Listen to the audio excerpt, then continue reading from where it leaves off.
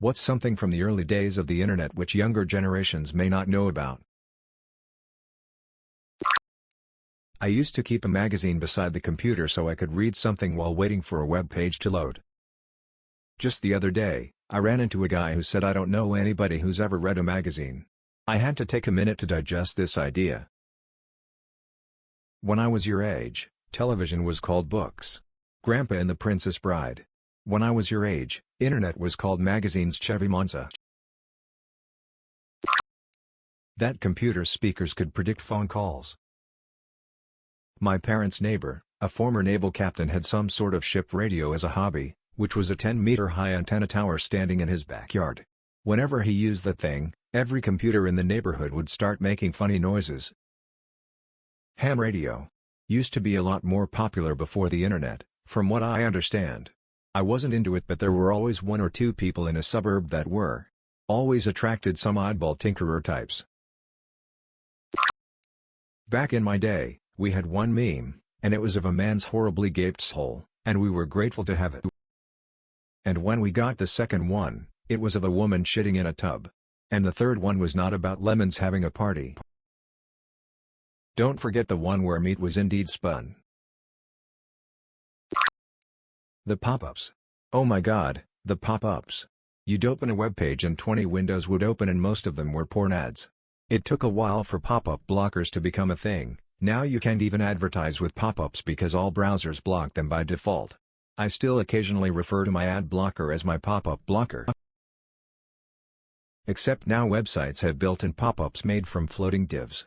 We had pop-ups, then lost them for about 10 years, and now they're back. The old internet was powered by a transformer having SX with a rotary phone and a blender, and they made you listen while the service connected. You could prank someone really good by changing their computer sounds to short sound bites like fart noises, or car horns. You have to try to put yourself into a mindset of how you would go about finding things on the internet in the days before popular search engines like Google or social media. Discovery of content ended up being due to word of mouth, ISPs and their services, or finding links from other sites you knew about. I remember a lot of fan pages/fan sites for different things would all have sections of affiliate links to other similar fan pages and sites in a mutual effort to help people discover other similar content. I was thinking about it just the other day. It's crazy how centralized the internet has become, how everything now revolves around a handful of sites. Back in the day, going online was basically like going on an adventure. There was no hub. How long it's been since I was recommended a cool website. I remember I had a magazine from like 2000-something, where they had a list of the 50 best websites on the web. That whole idea feels so archaic nowadays. IC, AIM, and MSN. Hi, A/S/L $35/M/MN. You? Or the most popular 118/F/Cali lol. Want a cyber? I always thought the biggest thing a younger person would notice is how hard it was to access period. Not the difficulty signing on but finding a place to get on. We can just get on our cell phone and look up game cheat codes or item locations. I remember going to a friend's house with a notebook and writing down stuff for FF7 or going to Cheat Code Central. Fast forward to like 2007 and I was still going to a friend's house and printing off Vice City codes and item locations. Internet cafes. Oh, researching stuff and writing a paper for school 6 hours before deadline at 2 a.m. in an internet cafe round the corner, drinking coffee that tasted like vomit from the vending machine, paying per 10 minutes. The memories. Before it was all corporate. So many homemade pages, for any interest you could think of. I don't mean MySpace or Tumblr, either. Crappy HTML, blinking graphics, instrumental music in the background.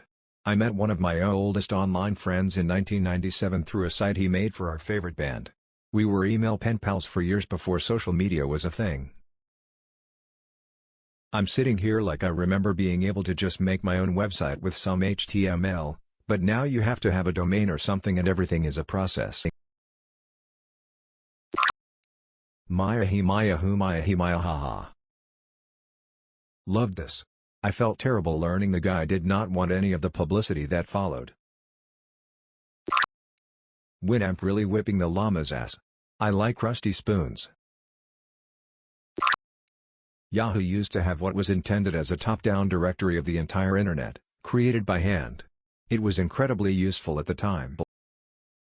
They also had a sick pool game with chat. And music videos, haha. I seriously miss Yahoo games. You rarely saw username already taken. I vividly remember being in a work cafeteria in 2000 and realizing just how widespread internet usage was becoming by overhearing a coworker on the phone to Rogers trying to select an email username. Everything was taken. She'd started with her initial and last name, then full name, then period between, then adding a birth year, and about 10 minutes later she settled on the most ridiculous, Fraufer name just because it seemed to be the only one available. I wonder how many people are still using their first handles just out of habit. I was lucky enough as a kid that my dad, who taught young people design off the very early Mac computers, was really early in getting me and my sister an email address as Hotmail and Gmail became popular. To this day I still have my full name, plain and simple, as my two mains. Internet relay chat, big chat networks like Dalnet in the late 90s where you could find mental health and hobby channels and big file sharing channels for Wares, MP3, and PR0N. /message warabot xdcc send kill new game crack.zip. Holy shit, you just woke something up in my deep memory. What a time. Also, don't know if it counts but, paying for every text message lol. You're the man now, dog. Being offline. Now everyone is online all the time. But going online was an actual limited time thing you went and did and then when you were done you got offline. Now being online is a permanent state of being. Yep, going on the internet was an actual activity you would do. I'm going on the internet so don't pick up the phone. The need to set a good away message on AIM, since it may be up for over a day before you can get back on. How about setting a vague mildly dramatic one as a teenager? Hidden references you hope your crush gets? No, mine was always deep, lines from songs. There's a feeling I get, when I look to the west, and my spirit is crying for leaving and I just be going downstairs for Dr. Pepper. Rotten.com. Ah, a fellow companion of the fucked up genre. Ick. Uh-oh. The excitement of upgrading from a 28K modem to a 56K modem and Gmail being by invitation only when it was first launched. Gmail being by invitation only when it was first launched. And it had a whole gig of storage, a gig. And an ever-increasing counter at the bottom, so you saw your email storage grow by the second like, what? The web pages that were way too flashy. Falling snow, custom cursors, music randomly playing, animated GIFs everywhere. Under construction. Many brands having child-friendly sites that had flash games and no monetization beyond it being an ad. Played Nabisco Mini Golf a lot. I played a lot of games on Cartoon Network's site and Disney. I wasn't allowed on many other sites lol. I spent days on CartoonNetwork.com and Neopets playing every game in their libraries to death. Forums. People on Reddit right now seem to think they're being persecuted if they get warned or banned from a subreddit. Back in the day, you had individual forums. And if you wanted to stay there, you did what the owner's rules said. Because nobody gave a shit if you thought you were unfairly banned. And it was difficult to find alternative forums, so you had to deal with it. I remember sitting in my mom's living room in a forum on AOL. I called someone a name and was reported and banned from all of AOL. Can you imagine getting banned from your internet provider now? Lamau. I participated frequently in an AOL classical music chat room in 2000 or so. We were all making pun usernames one night. I made one, Johann Fuchs himself. Johann Fuchs was an Austrian composer, and came in with it. A little while later, I got logged off and a screen popped up saying to call the 800 hash. I called, and narrowly avoided being banned completely including my normal handle. Gopher. HTTP is for the kids. Finally, another old person. I'd like to add Archie and FTP to the list. These kids don't realize there was actually an internet before the www. I once printed a list of every single website in the world in 1994-ish and it was 40 pages or so. Under construction banners, images, and GIFs. They were on every page. The page was always under construction. You'd put one there while you were writing the HTML, then take it out when the final version was done, but way too many people never bothered with that step. Visitor counters in guestbooks. I almost always left a message. I just made a new website for a company that had a visitor counter and they asked me to keep it in the new website. Felt like I was back on GeoCities. Chat rooms. Nowadays, everyone just chats through messengers and social media, but back then, we had to join a website to connect with people online and only could do so a few hours a day as there weren't any flat rates yet. The cool kids hung out on IRC, not chat rooms. I still say IRC was peak social media. IRC was definitely peak internet. Advanced enough that anything was possible through scripting, but texty enough to make you feel like IL33DH4XX0R. Dedicated internet forums for specific things instead of a subreddit. They were like mini communities and if you spent enough time on them you went there for the community rather than the actual subject matter. I know forums sort of still exist but they're nowhere near what they were. I spent/wasted some great times on forums for niche games and I didn't even game much. Even bodybuilding.com had a forum that was ahead of its time in memory. Do you even lift? That shit came from them lol. And forum wars. I was a regular in a forum that had a war with bodybuilding and so much hilarious, cringe, immature shit came from it. Badger badger badger badger. Mushroom mushroom. Netscape Navigator. Netscape Navigator on school computers that were rumored to have something called an internet connection. Flash and Shockwave content, especially the games. Trogdor the Burninator.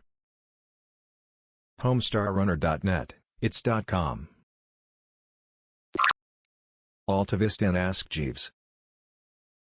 If you asked Jeeves if he was gay, he'd say he preferred the term jovial.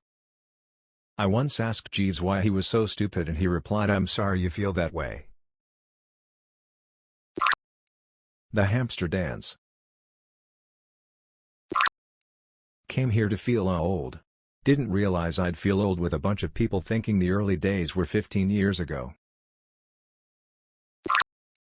Waiting for an hour for an image to download, line by line. Me and my sister downloaded the teaser trailer to Toy Story on our 14.4 kilobits per second modem via Prodigy. I remember we had it going all day long, and yelled at my parents not to pick up the phone. When it finished we watched it on Real Player and it was like 12 seconds long and blurry AF. But it was so glorious. I remember downloading preview clips of Rockman/Mega Man X4 from Saturn World. I just let it go overnight. One of them was just some moron player falling into spikes. Downloading a song from LimeWire and then going to listen to it and then you hear I did not have sexual relations with that woman. LimeWire used to be an art form. Finding songs that aren't virus was art, and skill haha. It was even harder when looking for other things like movies or porn. The viruses were a lot more spread out on that stuff. Downloading entire albums song by song was great. I believe I still have some songs I got from LimeWire somewhere lol. I remember downloading a song that was titled incorrectly, so for the longest time I thought this certain song was something completely different than it was and didn't realize it for years. Guess with the virus skills. I remember knowing which song versions not to download BC they probably had viruses, but I can't remember how I recognized that anymore lol. In the very old days, to send email you had to explicitly list out all the computers the mail would have to be routed through to get to the destination. Thank you Eric Allman for SendMail. Getting your parents' permission before going on AOL.com keyword Nick. Getting AOL discs in the mail each week. I remember one of my friends asking me, "Have you heard of YouTube?" And I said no. YouTube had a hard 10 minutes limit and videos had part 1 2 3 4 5. And YouTube had a max resolution of 480p. Vimeo was better because the supported 720p. That file's 1 meg? Guess I'll go to bed now and check it out in the morning, and say a prayer the connection didn't glitch out sometime in between. No download managers inside either. If your mom picked up the phone with 240 kilobits left to go and the connection bombed, you were starting all the way over. I remember a download manager called Mozilla, I think. It would scrap the internet for alternative links, then combine all the sources to increase your download speed. It was cash. LimeWire. Linkin Park num.mp3.exe, 42 kilobits seems legit. Why is the computer so hot? I attempted to explain all your base are belong to us to a young coworker and she refused to believe it was a real thing. For more videos, like and subscribe.